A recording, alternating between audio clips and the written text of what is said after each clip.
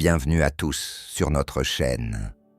Aujourd'hui, je vais vous présenter de manière simple et claire comment Dieu peut changer votre vie en seulement 7 jours. J'aimerais que tout le monde suive cette vidéo du début à la fin, car à travers cette vidéo, Dieu Tout-Puissant vous montrera le chemin pour changer votre vie. Embarquons dans un voyage de foi et de confiance. Commentaire. Passons maintenant à la vidéo.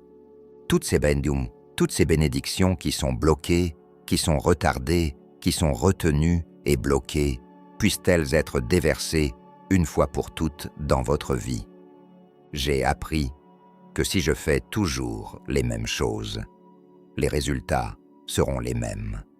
Et si je fais quelque chose de plus, c'est parce que Dieu me donnera aussi quelque chose de plus. Cette semaine, nous allons faire quelque chose de plus pour que Dieu puisse bénir nos vies. Qu'as-tu fait pour changer de vie? La parole dit ce qui suit. Alors, j'ai proclamé un jeûne là-bas au bord de la rivière Ahava pour nous humilier devant notre Dieu et lui demander un bon voyage pour nous, pour nos enfants et pour tout ce qui était à nous.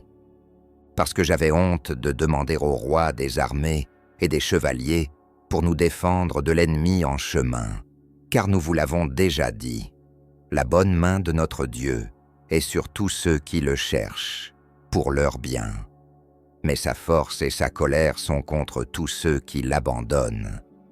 Nous avons donc jeûné et avons demandé cela à notre Dieu, et il nous l'a accordé. Quel était le but du jeûne d'Ezra? Pourquoi a-t-il décidé de commencer aussi vite? Dieu a donné à Esdras une mission qui était de reconstruire la vie spirituelle du peuple et a placé en lui un rêve en tant qu'homme de Dieu. Il savait que pour avoir un voyage heureux, il devait commencer main dans la main avec Dieu. Il ne suffit pas d'avoir un rêve. Pour que ce rêve fonctionne, il faut être main dans la main avec Dieu. Dans le chapitre 3, il a rassemblé tous les gens, et ces gens ont construit un autel, ont sacrifié sur cet autel et ont parlé à Dieu. Et ils ont dit, « La vision est bonne, le rêve est merveilleux, mais si vous ne partez pas avec nous, tout ira mal. » Et alors ils ont commencé le voyage. Au début, il y avait environ 50 000 personnes au front. Et Esdras est resté à Babylone avec les autres. Ezra savait que pour réussir son voyage, il lui fallait l'approbation, la protection et la bénédiction de Dieu. Et je veux vous parler de la façon de réussir votre voyage. Quand une personne, par exemple, va voyager, quand elle va préparer sa valise et les bagages qu'elle va emporter pour ce voyage, la première chose qu'elle doit savoir est où elle va. Parce que si je ne sais pas où je vais, je serai comme un cafard, étourdi qui marche en vélo. Et je ne sais pas où je vais arriver. Donc la première chose dont la personne doit être consciente est où elle veut arriver. Alors supposons que la personne dise « Écoute, je vais voyager aux États-Unis maintenant. » Alors vous remarquerez qu'avant que leur corps n'y arrive, elle y est déjà arrivée dans son esprit. Son corps n'est pas là, mais elle est déjà allée en ligne. Elle a déjà vu quelle est la température, quel temps il fait dans l'endroit et où elle va rester. Alors elle commence à projeter à quoi pourrait ressembler ce voyage. Elle n'y est pas encore, mais dans son esprit, elle arrive déjà à destination. Puis elle commence à penser « Oh mon Dieu, combien de jours vais-je rester dans ce voyage ?» Et selon le nombre de jours, c'est le nombre de vêtements qu'elle doit emporter, non? S'il fait chaud, elle ne prendra pas de vêtements lourds, et s'il fait froid, elle ne prendra pas de vêtements légers. Elle commence donc à concevoir et à préparer ses bagages parce qu'elle sait que pour que ce voyage soit réussi, elle doit déjà savoir où elle va aller. Elle doit donc préparer sa valise pour que tout réponde à ses besoins. Dans le monde spirituel, Cela fonctionne exactement comme ça. Le monde de la foi fonctionne exactement comme ça. Je dois d'abord savoir où je veux arriver. Même si aux yeux humains, je suis loin d'arriver là où je veux, mais ma foi m'a déjà placé là, à cet endroit. Votre vie commence à changer lorsque vous commencez à projeter vos réalisations. Au début, ce n'est qu'une pensée, mais bientôt, cela devient une réalité. C'est comme l'exemple du voyage dont nous avons parlé. D'abord, je commence à faire mes bagages pour mon voyage de foi. Et spirituellement parlant, lorsque vous préparez vos bagages pour vous lancer dans un voyage vers le succès, vous devez mettre dans cette valise certaines choses qui sont indispensables. Par exemple, vous ne pouvez pas manquer votre valise vers le succès, le courage, beaucoup de détermination, la foi, la fidélité à Dieu, la confiance, la concentration, l'audace, l'attitude. Toutes ces choses que nous avons mentionnées ici sont importantes pour nous, dans notre cheminement vers la réussite. Quand je me prépare à ce que je veux réaliser, il devient clair que j'ai une idée de ce que je dois faire. Le problème est que certaines personnes en sont conscientes, mais parfois, elles ne le font pas. Elles savent déjà que sur le chemin du succès, leur bagage doit avoir la foi, parce que la foi nous fait voir les choses avant qu'elles n'arrivent. La foi est la certitude des choses qui sont attendues. Donc c'est ce qui me met sur le bon chemin. Ma foi est ma prédiction. Personne n'a besoin de lire dans mes mains. Personne n'a besoin de me dire ce que je dois faire. Fais, parce que ma foi me dit que j'y arriverai. Ma foi est ma prédiction. Ma foi me projette dans le futur. Donc si je mets la foi dans ce sac, si je mets la persévérance dans ce sac, alors tout s'arrangera. Une autre chose qui est super nécessaire dans votre voyage est la persévérance, car il y a des moments où le voyage devient fatigant, et si je ne persévère pas, je finirai à mi-chemin. Il y a des moments où la marche fatigue. Le voyage d'Esdras de Babylone à Jérusalem faisait 1500 kilomètres, et à cette époque, ce n'est pas comme aujourd'hui, où on prend un avion et on est là pendant 1h30. Autrefois, un voyage de 1500 kilomètres prenait 3 à 4 mois. Il devait emmener plus de 7000 hommes avec lui, mis à part les femmes et les enfants. Prendre un grand nombre d'animaux à sacrifier.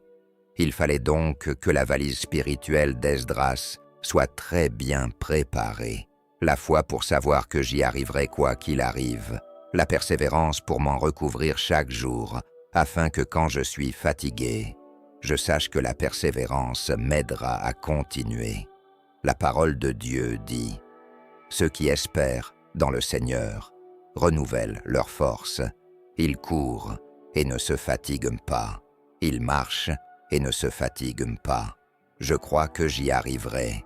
Ma foi m'a déjà projeté là-bas. Ma persévérance me dit « fatigué ou pas, il faut continuer, ne t'arrête pas. Ce n'est pas le moment d'arrêter. Je meurs, mais je n'arrête pas de me battre. La confiance est nécessaire. La confiance dans ce bagage est aussi très importante, car quand ton esprit est bombardé de pensées de défaite, et si tu ne fais pas attention, tu te retrouves plongé dans tellement de choses négatives que tu passes toute la journée, et c'est là que le diable commence à travailler dans ton esprit.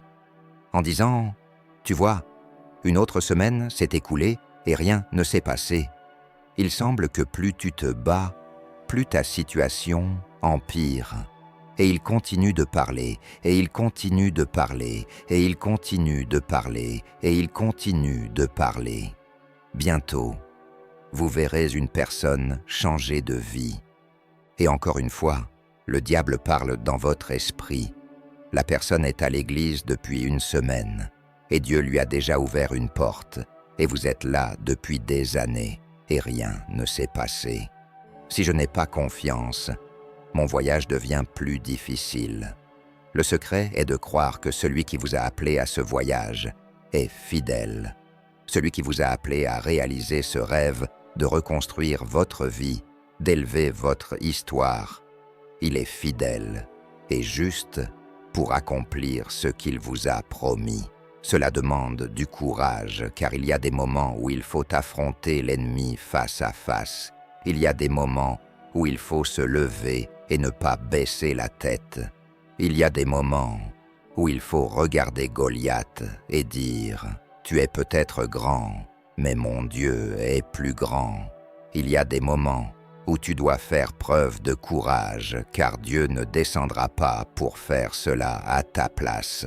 Le dernier ingrédient du bagage utilisé par Ezra était le jeûne, car le jeûne n'est utilisé que pour des missions spéciales.